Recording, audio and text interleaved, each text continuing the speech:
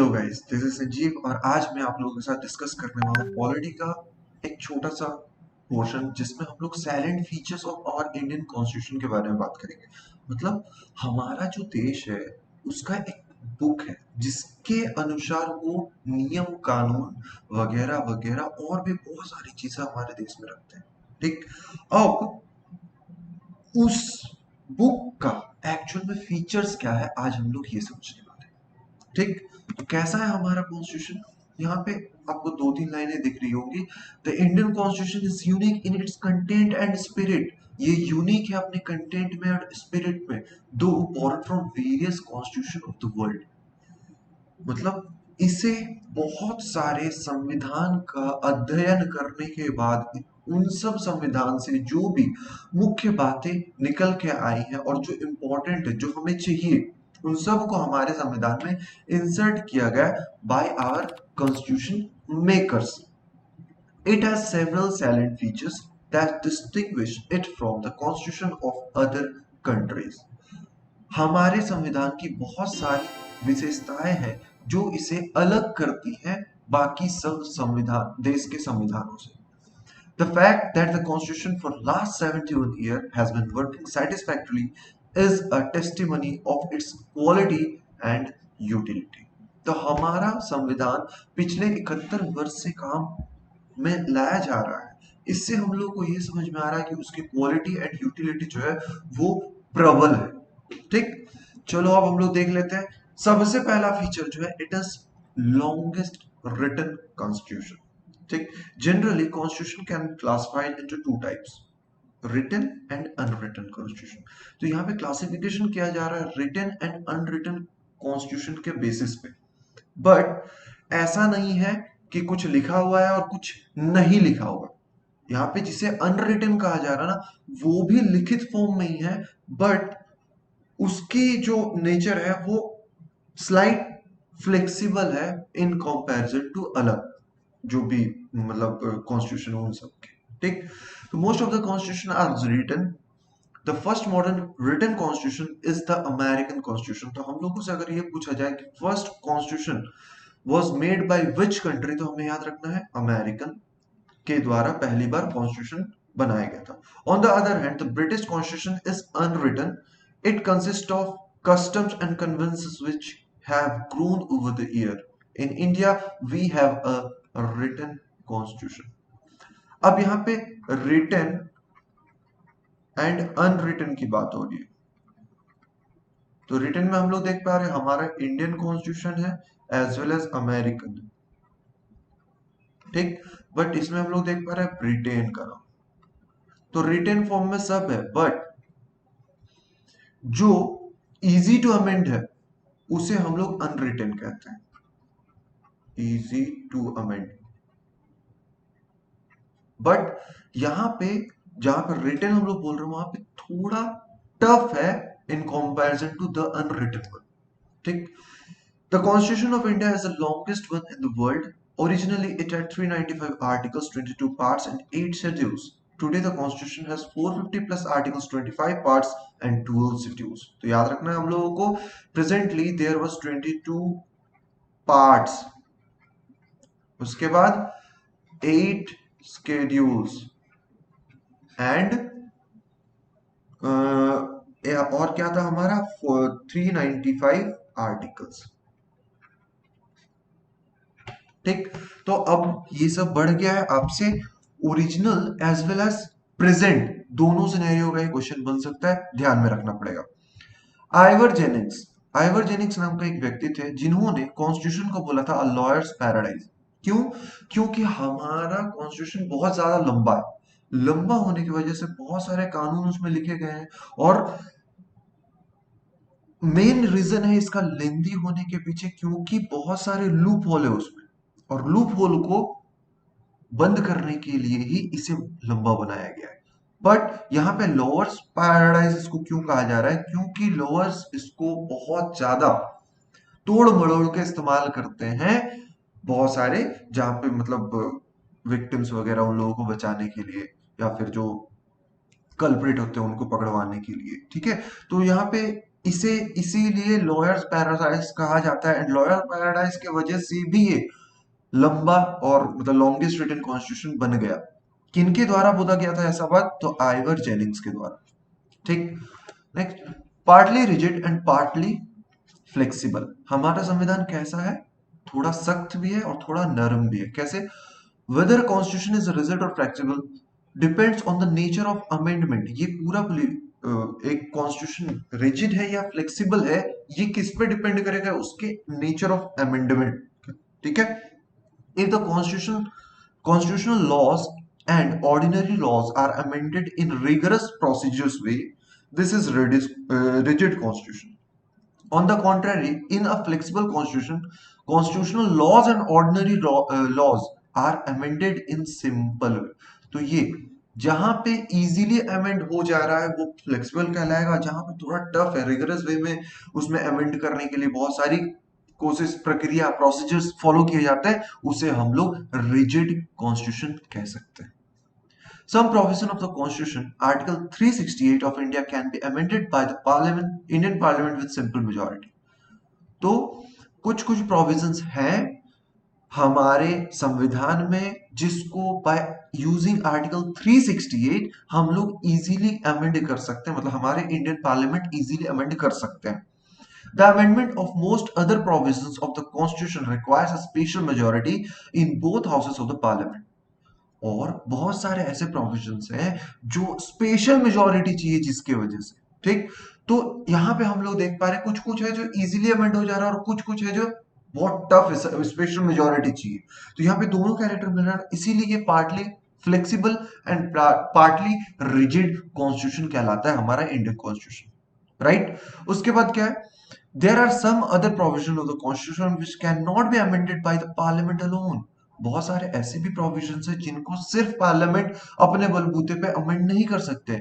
In case of such provision, the amending bill has first to be approved by both houses of the Parliament by a special majority. Then it has to be ratified by the legislatures of at least half of the state of India.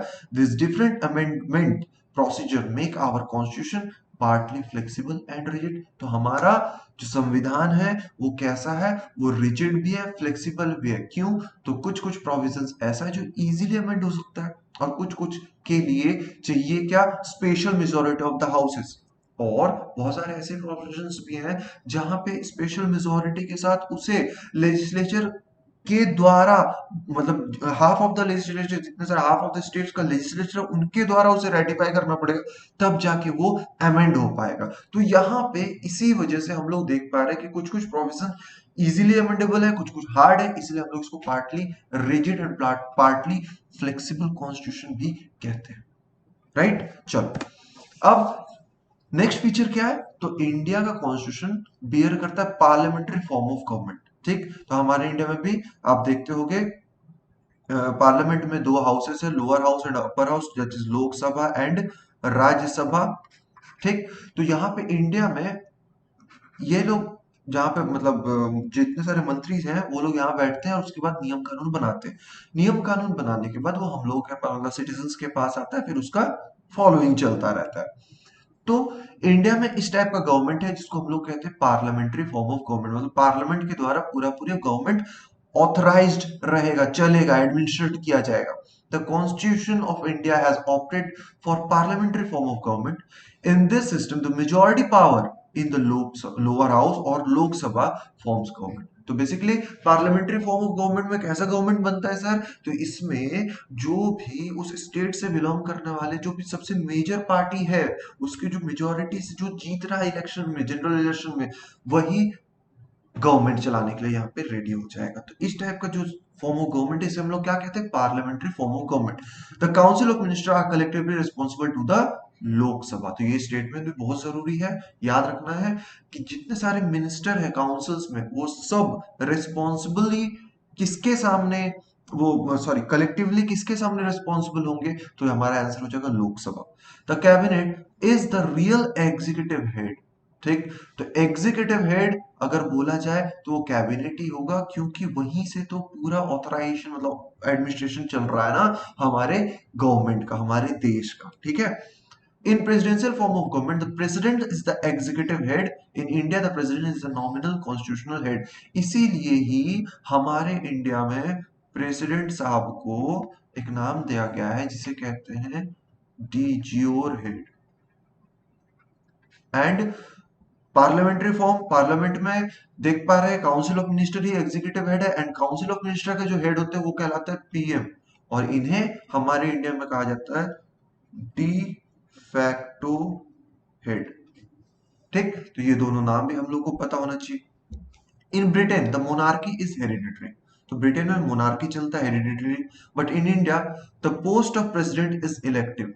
Our constitutional founding father adopted the parliamentary model for two reasons. क्या क्या reason है? Firstly, they believed that a parliamentary form of government would be more responsible, democratic than the presidential form of government. तो यहाँ हमारे जो constitution makers थे उन लोगों को लगा कि हमारे देश में presidential form of election government से भी अच्छा कार्यशाली प्रेजेंट करेगा कौन? तो पार्लियामेंट्री फॉर्म ऑफ गवर्नमेंट, क्योंकि यहाँ पे हमारा जो देश है बहुत ज्यादा ही बड़ा एंड बड़ा नहीं डाइवर्स है. ठीक है, तो यहाँ पे पार्लियामेंट्री फॉर्म ऑफ गवर्नमेंट अच्छे से इसे सुचारू रूप से चला पाएगा.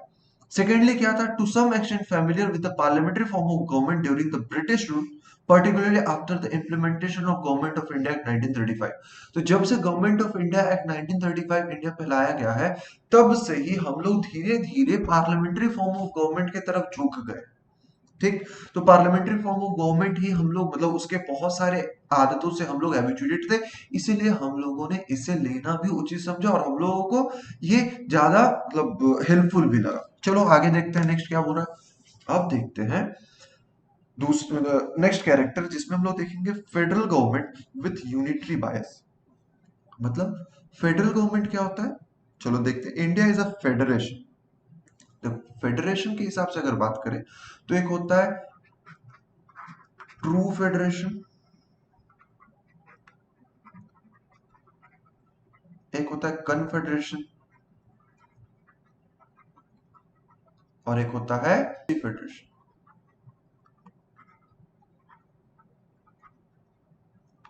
ट्रू फेडरेशन ये हम लोग यूएसए में देख पाते हैं, जहां पे हर एक स्टेट को अपना अपना एक अधिकार है, as well as central government का भी एक अधिकार है. कन्फेडरेशन कहाँ है? जहां मतलब ये आजकल बहुत ही कम देखने को मिलता है हम लोगों को. ये बेसिकली किस टाइप का कंट्री रहेगा? जहां पे अलग अलग स्टेट मिलके, बहुत सारे स्टेट मिलके अपने आप को एक कंट्री घोषित कर दिए हैं, और उन सब में मतलब वो जो स्टेट्स होते हैं वो बहुत ज्यादा इंडिपेंडेंट, कभी भी चाहे तो अलग हो सकते हैं. इस टाइप का अभी हम लोग को बहुत कम देखने को मिल रहा है. हमारा देश कैसा है? तो हमारा देश है क्वाशी फेडरल या फिर क्वाशी फेडरेशन शो करता है. क्यों? तो फेडरल का मतलब होता है basically distribution of power between central government and state government. ठीक, although word federation does not find a place in the whole text of the Indian constitution, the element of the federation are present in the Indian constitution. It is written and rigid constitution. तो अगर हमसे पूछा जाए कि federal word या federation word हमारे संविधान में कितने बार यूज किया गया, तो हो जाएगा आंसर एक बार भी नहीं. बट हम लोगों को समझ में आता है कि ये फेडरेशन कैसे है, बिकॉज यहाँ पे हम लोग डिस्ट्रीब्यूशन ऑफ पावर देख रहे हैं, क्योंकि अलग अलग स्टेट्स भी हैं, सबका अपना अपना गवर्नमेंट भी है, और सब अपना गवर्नमेंट चला भी सकते हैं bye their individual powers of the state. ठीक, तो यहाँ पे हम लोग जो देख पा रहे हैं, इसी वजह से हम लोग फेडरेशन कह पा रहे हैं अपने इंडिया को, but it is not true federation, because यहाँ पे तो सब स्टेट एकदम इंडिपेंडेंट नहीं है. पहली बात, ऊपर से यहाँ पे देख पा रहे हो विथ यूनिटरी बायस, यहाँ पे पहले इंडिया बना, इसीलिए इंडिया को क्या कहा जाता है? यूनियन ऑफ इंडिया भी कहा जाता है. क्यों? तो यहाँ पे पहले इंडिया बना, उसके बाद उसे बांट बांट के अलग अलग स्टेट बना दिया गया. ठीक, पहले इंडिया बना, यूनियन ऑफ इंडिया, अलग अलग टेरिटरी को बांट बांट के स्टेट बना दिया गया. ठीक है, तो हमारे इंडिया में बेसिकली कंप्लीट ट्रू फेडरेशन जैसा पावर डिस्ट्रीब्यूशन नहीं है. तो यहाँ पे यूनिटरी बायस कैसे आ जाता है, ये हम लोग आगे के लाइन में समझ जाते हैं. There is a dual polity and there is constitutional division of power between the center and the state. There is also an independent judiciary the supreme court arbitrates the disputes between the centre and state. तो हमारे देश में देखा जाए तो dual politic, कैसे एक central government में गवर्नेंस चल रहा है और एक स्टेट गवर्नमेंट में गवर्नेंस चल रहा है। ठीक, अब यहाँ पे इन दोनों गवर्नेंस में अगर कोई डिस्प्यूट होता है तो उसे संभालने के लिए भी एक इंटीग्रेटेड इंडिपेंडेंट जुडिशियरी सिस्टम है हमारे पास। वो क्या करेगा, जो भी डिस्प्यूट होगा central government and state government के बीच में, ये उस डिस्प्यूट को रिजॉल्व करने का काम है हमारे जुडिशियरी सिस्टम का। ठीक, तो देख पा रहे हो हमारा संविधान का नेचर कितना अच्छा है, जो हमारे देश को सुचारू रूप से चलाने में एकदम सक्षम है। ठीक, all the provisions make India a federation, but in Indian federation the center is strong as compared to the state। मतलब यहाँ पे हमारा देश फेडरेशन है, कैसे समझ रहे हैं, बट यहाँ पे सेंटर जो है वो काफी ज्यादा ताकतवर है in compare to the state. ठीक, the centre has more financial power and the state largely depend upon it for their economic development. तो सेंट्रल गवर्नमेंट जो वो काफी ज्यादा फाइनेंशियल पावर अपने पास रखता है एंड इकोनॉमिक डेवलपमेंट के लिए स्टेट्स को उनके सामने हाथ फैलाना पड़ता है। ठीक, governor act as the agent of centre and देखो सेंट्रल गवर्नमेंट, इसके अंदर में स्टेट गवर्नमेंट। अब सेंट्रल गवर्नमेंट का अपना पावर है, स्टेट गवर्नमेंट का अपना पावर है। अब वो स्टेट गवर्नमेंट मान लो अपना पावर का मिसयूज ना कर पाए, इसलिए सेंट्रल गवर्नमेंट अपना एक एजेंट भेजेंगे एज अ नेम गवर्नर। ठीक, the centre can reorganize a state but a state cannot reorganize the center। तो सेंट्रल गवर्नमेंट स्टेट को रीऑर्गेनाइज कर सकता है बट स्टेट गवर्नमेंट सेंटर को रीऑर्गेनाइज नहीं कर सकता, याद रखना है। तो पावर किसके हाथ में ज्यादा, सेंट्रल गवर्नमेंट के हाथ में। In other words the centre is indestructible while the state are destructible. ठीक, तो सेंटर को तोड़ा नहीं जा सकता, स्टेट को तोड़ा जा सकता है। During emergencies the power of the centre considerably grow and the states become weak. इसी की वजह से हम लोग एक स्टेटमेंट याद रख सकते हैं, India is an indestructible union of destructible states। तो इंडिया कैसा है भाई, it is India is a indestructible union with destructible states। ठीक है, तो ये बात हम लोग को याद में रखना पड़ेगा जो भी हम लोग फेडरल गवर्नमेंट से समझे। एज वेल एज इमरजेंसी की बात हुई थी, तो जैसे ही इमरजेंसी का सिचुएशन आता है हमारे देश पे, तब क्या होता है, जो पावर है ना वो स्लाइटली मूव कर जाता है टू द सेंटर। ठीक, तो इसीलिए यहां पे कहा गया federal government with unitary bias. Right, चलो अब हम लोग देखते हैं और क्या इंपॉर्टेंट कैरेक्टर है हमारा फीचर है साइलेंट फीचर्स में।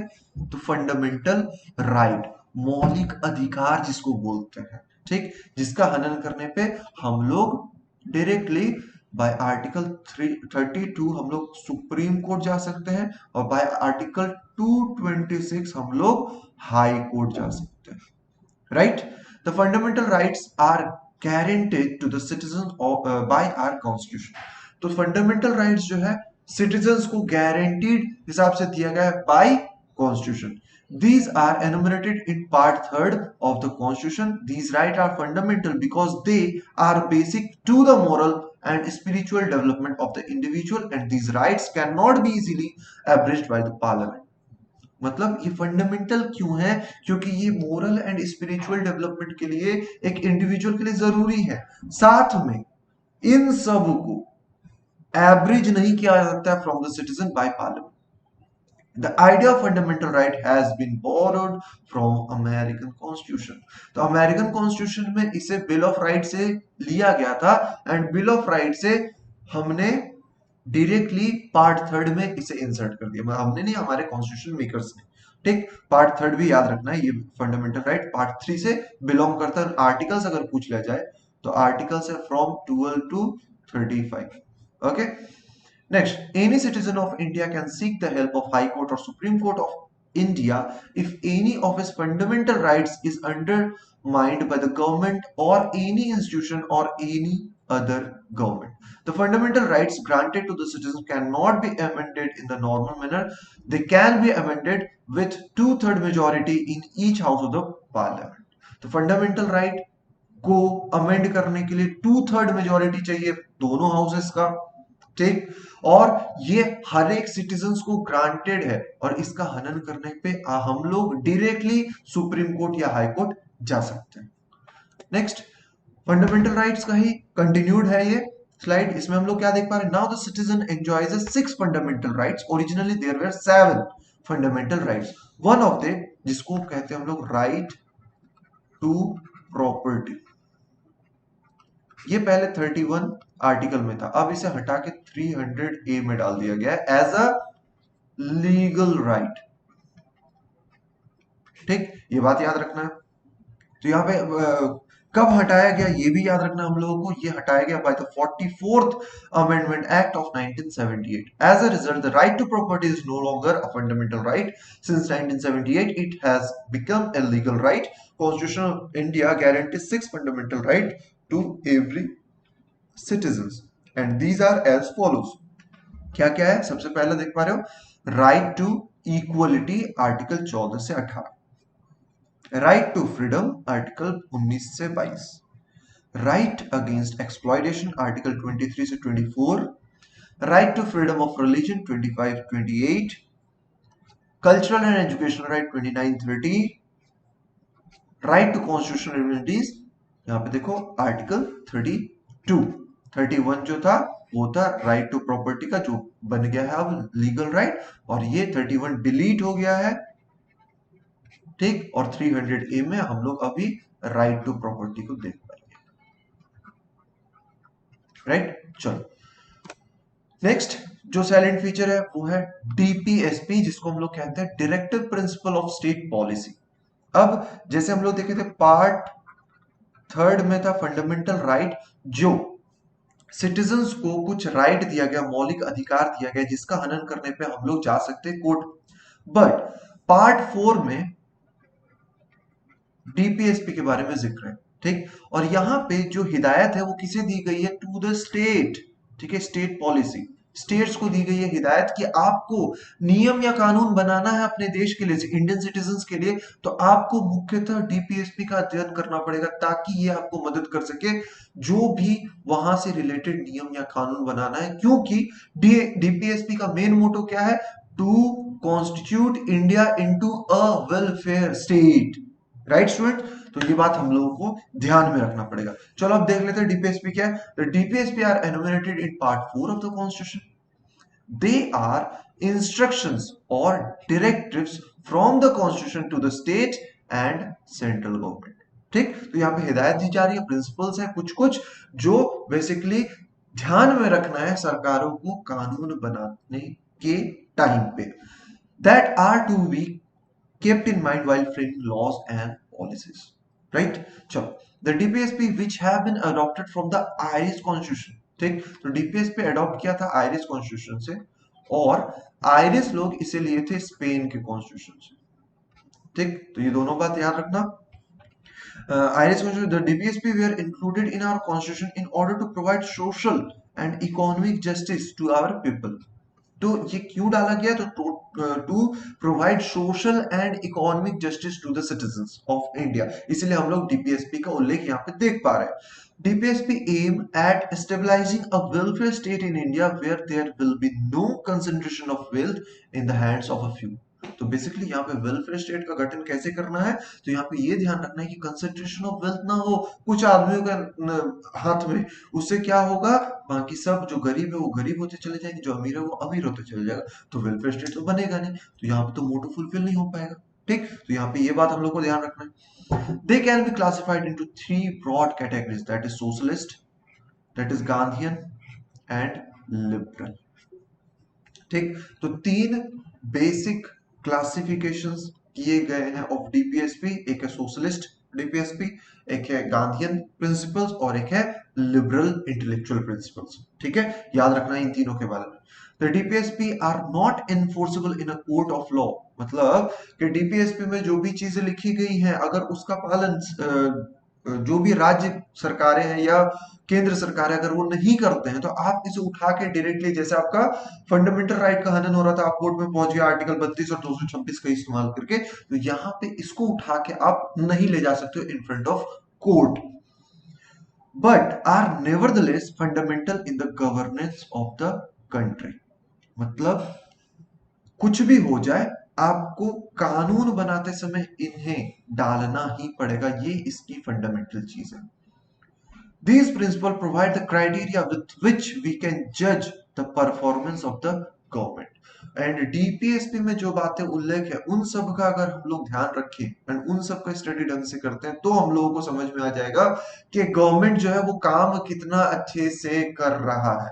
कैसे सर? कानून बना रहे हैं ना वो लोग, पॉलिसीज तो बना कैसे रहे हैं? डीपीएसपी का इस्तेमाल करके। अब डीपीएसपी का इस्तेमाल किया और वो कोई कानून बनाए, उसका इम्प्लीमेंटेशन ढंग से नहीं हुआ, नहीं होगा तो वेलफेयर स्टेट नहीं बनेगा, वेलफेयर स्टेट नहीं बना तो गवर्नमेंट का काम अच्छा नहीं है ना। As simple as that. समझ रहे हो ना ये क्यों है पार्लियामेंट हमारे कॉन्स्टिट्यूशन का एक स्पेशल या सिग्निफिकेंट फीचर। ठीक है, अब चलते हैं हम लोग नेक्स्ट फीचर देखने के लिए, जिसमें हम लोग देख समझ पाते हैं हमारे संविधान के द्वारा हमें दिया गया है इंडिपेंडेंट एंड इंटीग्रेटेड जुडिशरी। ठीक, इंडिपेंडेंट एंड इंटीग्रेटेड इसको क्यों बोलते हैं तो देख लेते चलो। The Indian constitution provides for an independent judiciary. The judiciary has been made independent of the executive as well as the legislature. It is an integral judiciary with the Supreme Court at the apex of the hierarchy. The High Court stands in its middle and the lower courts are located at its bottom. तो integrated क्यों? क्योंकि ये hierarchy में काम कर रहा है। सबसे ऊपर में सुप्रीम कोर्ट, उसके नीचे हायर कोर्ट, उसके नीचे लोअर कोर्ट्स। अगर लोअर कोर्ट्स में आपको सेटिस्फेक्शन नहीं मिल रहा आप हायर कोर्ट में जाओ, हायर कोर्ट में नहीं मिल रहा है आप सुप्रीम कोर्ट में जाओ। ठीक, तो यहां पे हम लोग देख पा रहे हैं इंटीग्रेटेड है और इंडिपेंडेंट क्या है, तो इस इन लोगों के जो कार्य क्षेत्र है इसमें ना ही लेजिस्लेटिव डिपार्टमेंट घुसेगा और ना ही एग्जीक्यूटिव, इसीलिए हम लोग इसको इंटीग्रेटेड एंड इंडिपेंडेंट जुडिशरी समझ सकते हैं। ठीक, नेक्स्ट, तो पहला लाइन हमारा हो गया। दूसरा में क्या है, द जजेस are appointed on the basis of their qualification and can not be removed easily. तो उन लोगों को उनके क्वालिफिकेशन के हिसाब से जज बनाया जाता है और उनको हटाना उतना आसान नहीं होता उनके पोजीशन से। The supreme court and the high court have the power of judicial review. तो सुप्रीम कोर्ट एंड जो हाई कोर्ट है उनके पास क्या पावर है, तो जुडिशियल वो लोग रिव्यू कर सकते हैं, कोई भी कानून जो बनाया गया है वो सही है कि नहीं सिटीजन के लिए ये वो देख सकते हैं। ठीक, उसके बाद अगर वो ठीक कहा तो ठीक, नहीं तो फिर कोई सा वर्डिक्ट वो सुना देंगे। They have the power to declare acts of legislature and action of the executive ultra vires if such acts or action are found to be in conflict with the provision of the constitution। तो उन सबके हाथ में है कि पहले ऐसा कुछ अमेंडमेंट नहीं हुआ हो जिसके साथ आपका ये बात जो है कंफ्लिक्ट कर जाए, एंड इस चीज को देख रेख करने का अधिकार है जुडिशरी के पास, इसीलिए हम लोग इसको इंडिपेंडेंट एंड इंटीग्रेटेड जुडिशरी के तौर पे जान रहे हैं। The supreme court of India is a federal government court, highest court of appeal, guarantor of the fundamental rights of the citizen and the guardian of the constitution. तो देखो supreme court को यहाँ पे कितना सारा नाम दे दिया गया है। एक तो federal court, highest court of appeal, guarantor of the fundamental right of the citizen and guardian of the constitution.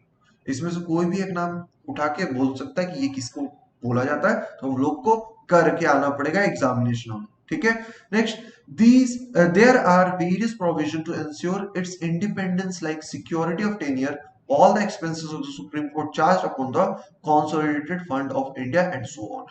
तो ये Consolidated Fund of India जो है यहीं से जो भी सुप्रीम कोर्ट का जो खर्च है वो सब इसी के ऊपर से इसी फंड से चार्ज होता है, and security as well as उन्हें उनके टर्म के लिए भी सिक्योर करके रखा जाता है, इसीलिए हमारा जो जुडिशियल सिस्टम है वो इंडिपेंडेंट एंड इंटीग्रेटेड फॉर्म में काम कर पाता है।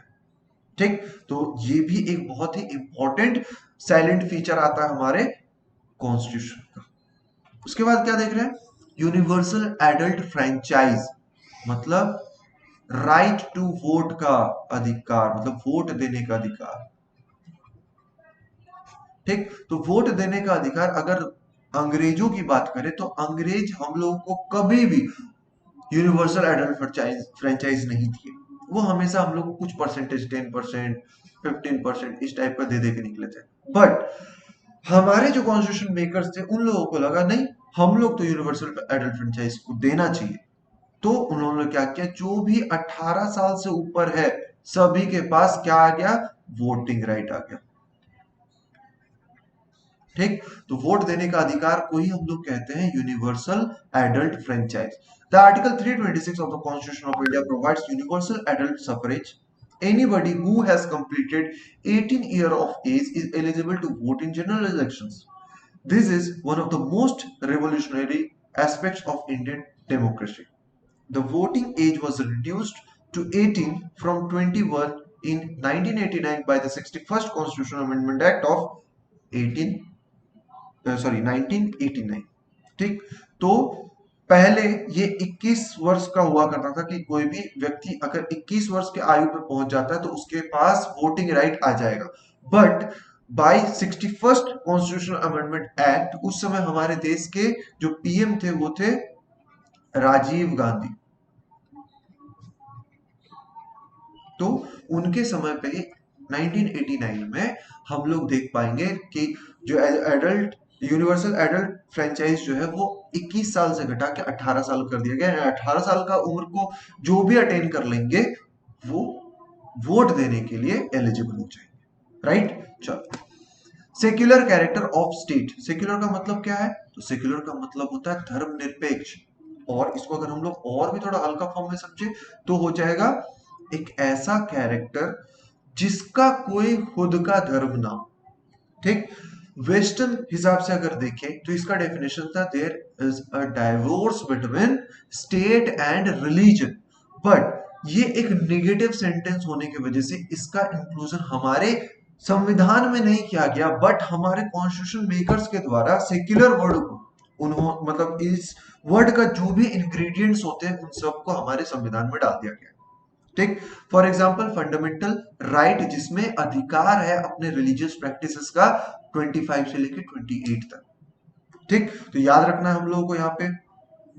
उसके बाद अब देख लेते हैं ये जो कैरेक्टर है क्या कहता है, सेक्युलर कैरेक्टर है क्या, उसके बारे में बातें क्या क्या हम लोगों को जानना है। There is no official religion of Indian state, मतलब इंडियन स्टेट का कोई भी ऑफिशियल रिलीजन नहीं है।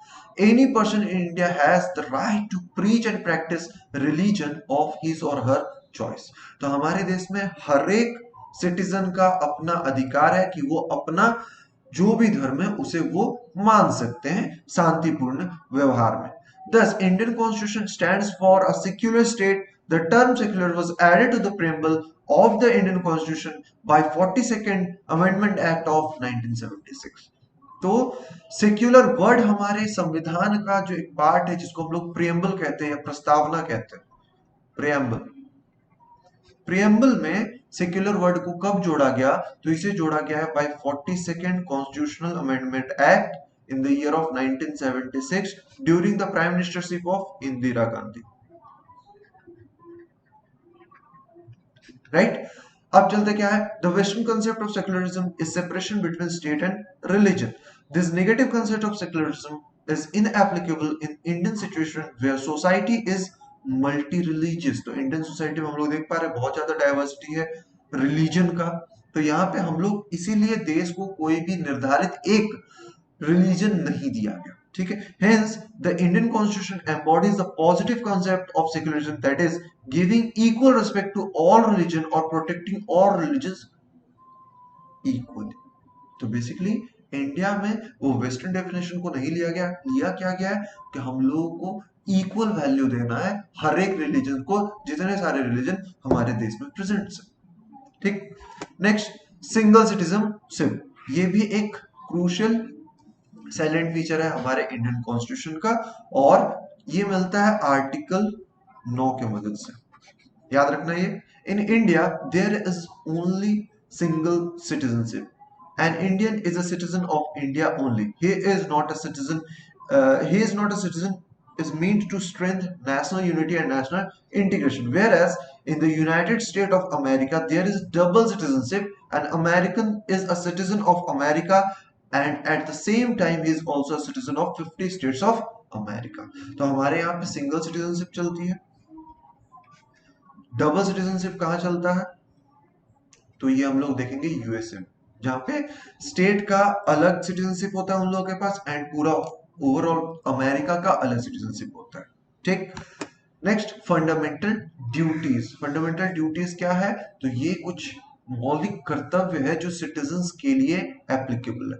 Originally fundamental duties did not form part of the constitution. तो ये अगर हम लोग से पूछा जाए कौन से पार्ट में है, तो ये है पार्ट 4A में। और आर्टिकल पूछा जाए तो 51A में। ये ओरिजिनली नहीं था, ये बाद में इंसर्ट किया गया है हमारे संविधान में by 42nd constitutional amendment act 1976। And यहाँ पे हम लोग देख पा रहे हैं 42nd कॉन्स्टिट्यूशनल अमेंडमेंट एक्ट, ये जो है इसे ही मिनी कॉन्स्टिट्यूशन भी कहते हैं। ठीक, क्योंकि बहुत सारा चेंजेस यहाँ पे 1976 में हमारे संविधान में लाया गया था, इसलिए 42nd कॉन्स्टिट्यूशन अमेंडमेंट एक्ट को मिनी कॉन्स्टिट्यूशन भी कहते हैं। और ये जो फंडामेंटल ड्यूटीज आया था किस कमिटी के रिकमेंडेशन पे, तो हमारा आंसर हो जाएगा स्वर्ण Singh committee, right. A new article, article 51A enumerates originally 10 in number. The fundamental duties were increased to 11 by 86th Constitutional Amendment Act of 2002। तो हमारे इंडिया का जो संविधान है उसमें फंडामेंटल राइट 51A आर्टिकल में जोड़ा गया। पहले ये 10 होते थे, कौन सी ईयर में, 1976 में, but in the year of 2002 और एक जोड़ के इसे टोटल 11 कर दिया गया, और ये था 86th constitutional amendment act, right. These duties are assigned only to citizens and not to aliens. These duties are not justiciable, but in case of conflict they will prevail over fundamental rights।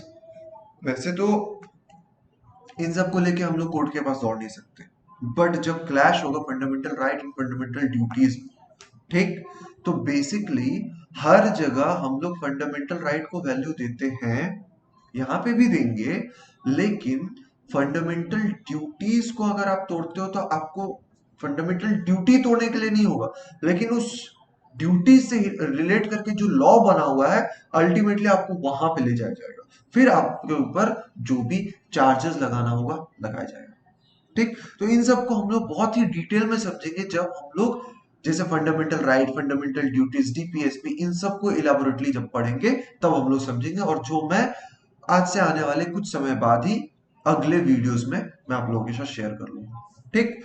Next, emergency provisions.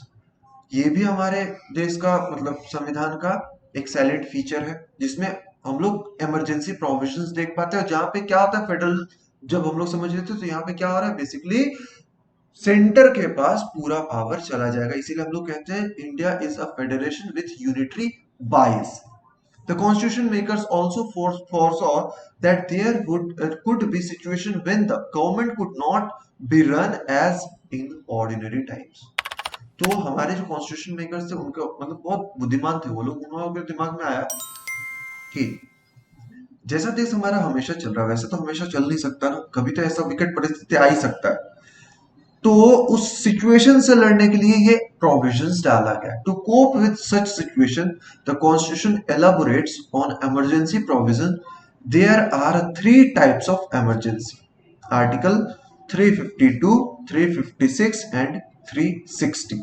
Emergency caused by war, external aggression और armed rebellion, तो article 352, मतलब बाहर से अगर हमला हो गया, external aggression आ गया, या आर्म्ड रेबिलियन बंदूक लेके कोई अगेंस्ट में खड़ा हो गया, तब हम लोग आर्टिकल 352 लगाएंगे। Emergency arising out of the failure of constitutional machinery in state, मतलब हमारे नियम क्या है यहाँ पे गवर्नमेंट फॉर्म करने का, जो मेजॉरिटी पावर में होगा उसे ही गवर्नेंस दे दिया जाता है ना। तो मान लो गवर्नेंस दे दिया गया, लेकिन गवर्नेंस चलेगा कैसे, संविधान से। अब संविधान में जो बातें उल्लेख की गई उन सबको मानना पड़ेगा, अगर गवर्नमेंट फेल हो गया उन सब बात को अमल करने में, तब जाके हमारे देश में या फिर हमारे देश के किसी प्रोविंस में लगता है कॉन्स्टिट्यूशनल इमरजेंसी या फिर प्रेसिडेंट्स रूल, ठीक, आर्टिकल 356 का इस्तेमाल करके। आखिरी क्या है, तो फिनेंशियल इमरजेंसी बाय आर्टिकल 360, जो भगवान की दया से अभी तक हमारे देश में नहीं लगा है, ठीक। उसके बाद basic structure doctrine. Basic structure doctrine क्या है, तो ये इसका बात उल्लेख इसीलिए किया गया है कि आप हमारे संविधान को, मतलब जो पार्लियामेंट है, हमारे संविधान को अमेंड करने के लिए एकदम एलिजिबल है, पावर भी उन्हें नहीं दिया गया। बट अमेंडमेंट करते समय उन्हें ध्यान रखना पड़ेगा बेसिक स्ट्रक्चर डॉक्ट्राइन का। मतलब कुछ कुछ मूलभूत बातें हैं जो हमारे संविधान में होना ही चाहिए, एंड उसे आप अमेंड करके बाहर नहीं कर सकते। ठीक, तो हम लोग देख लेते हैं क्या लिखा हुआ है बेसिक स्ट्रक्चर डॉक्ट्राइन के अंदर। The basic structure doctrine is an Indian judicial principal that the constitution of India has certain basic feature that cannot be altered or destroyed through amendments by the parliament। जो मैं बोला वही चीज यहाँ पे लिखा हुआ है, which must itself be in conformity with the constitution। The basic feature of the constitution have not been implicitly defined by the judiciary। तो हमारे जुडिशियरी के द्वारा बेसिक स्ट्रक्चर डॉक्टर, मतलब बेसिक स्ट्रक्चर का लिस्ट में क्या क्या आएगा वैसा उल्लेख करके नहीं रखा गया है, लेकिन कुछ कुछ है जो हम लोग देखने से समझ आता है कि ये हमारे कॉन्स्टिट्यूशन का एकदम मूलभूत आधार वाला चीज है। ठीक, at least 20 features have been described as basic और essential by the court in numerous cases. Some of feature of the constitution termed as basis, जिसको हम लोग इधर देखेंगे। List of basic features of constitution. सबसे पहला सुप्रीमेसी ऑफ कॉन्स्टिट्यूशन, मतलब constitution ही सबसे सुप्रीम है, आप इसे अमेंड नहीं कर सकते। दूसरा, रूल ऑफ लॉ। तीसरा, the principle of separation of power, जो फेडरल सिस्टम में जो पावर डिस्ट्रीब्यूशन उसका। The objective specified in the preamble of the constitution. तो प्रियम्बल में जो ऑब्जेक्टिव है, जस्टिस, इक्वालिटी, फिर फ्रैटर्निटी, इन सब को आपको मान के चलना पड़ेगा। जुडिशियल रिव्यू को रखना पड़ेगा, इसको अमेंड करने से नहीं चलेगा। आर्टिकल 32 एंड 36 का मदद जिसमें हम लोग लेते हैं उसको रखना पड़ेगा। फेडरलिज्म रखना पड़ेगा, सेकुलरिज्म रखना पड़ेगा, the sovereign democratic and Republican structure रखना पड़ेगा, freedom and dignity of the nation रखना पड़ेगा, limitation upon the amending power conferred bye article 368, मतलब अमेंड करने का जो क्षमता है रखना पड़ेगा। Unity and integrity of the nation बनाए रखना पड़ेगा। The principle of equality, not every feature of equality but quintessence of equal justice, मतलब इक्वलिटी को मार के रखना है, हर जगह पे ना हो तो भी चलेगा, लेकिन उसका जो मूलभूत वैल्यू है उसको ध्यान में रखना है। The essence of other fundamental rights in part 3 में जिसके बारे में बात किया गया, उन सबको संभाल के रखना पड़ेगा। The concept of social and economic justice to build a welfare state, जो हम लोग को डीपीएसपी से पता चलता है, इस बात को ध्यान में रखना पड़ेगा। The balance between fundamental rights and DPSP, ये भी एक बेसिक स्ट्रक्चर डॉक्ट्राइन है, इसको भी ध्यान में रखना पड़ेगा। The parliamentary system of government को भी ध्यान में रखना पड़ेगा। The principle of free and fair elections को भी ध्यान में रखना पड़ेगा। इंडिपेंडेंस ऑफ द जुडिशियरी को भी ध्यान में रखना पड़ेगा। इफेक्टिव एक्सेस टू जस्टिस को भी ध्यान में रखना है। And power of the supreme court under article 32, 136, 141 and 142, जो जो चीजें हैं उन सब को ध्यान में रखना पड़ेगा। तो आई गेस अभी तक जितनी सारी बातें मैं आप लोगों के सामने शेयर किया हूं अबाउट इंडियन कॉन्स्टिट्यूशन का साइलेंट फीचर के हिसाब से आप लोगों को समझ में आ गया। तो आज की क्लास में मैं बस इतना ही आप लोगों के साथ शेयर करने वाला हूं। अगले क्लास में हम लोग बात करेंगे प्रियम्बल के बारे में, एंड उसके बारे में हम लोग अच्छे से पढ़ाई करेंगे जो हमें जानना चाहिए एग्जाम पॉइंट ऑफ व्यू से। तो मिलते हैं हम लोग नेक्स्ट वीडियो में, तब तक के लिए अच्छे से रहिए, अपने मम्मी पापा से प्यार कीजिए, अपने पढ़ाई से प्यार कीजिए और जल्दी से नौकरी के करीब पहुंच जाइए। और अगर आप मेरे चैनल पर नए हैं तो ऐसी पढ़ाई रिलेटेड वीडियोस के लिए मेरे चैनल को सब्सक्राइब कर लीजिए। अगर आपको मेरा वीडियो अच्छा लगा तो मेरे वीडियो को लाइक कीजिए, अपने दोस्तों के साथ शेयर भी कीजिए। मिलते हैं हम लोग नेक्स्ट वीडियो में। Thank you, have a nice day.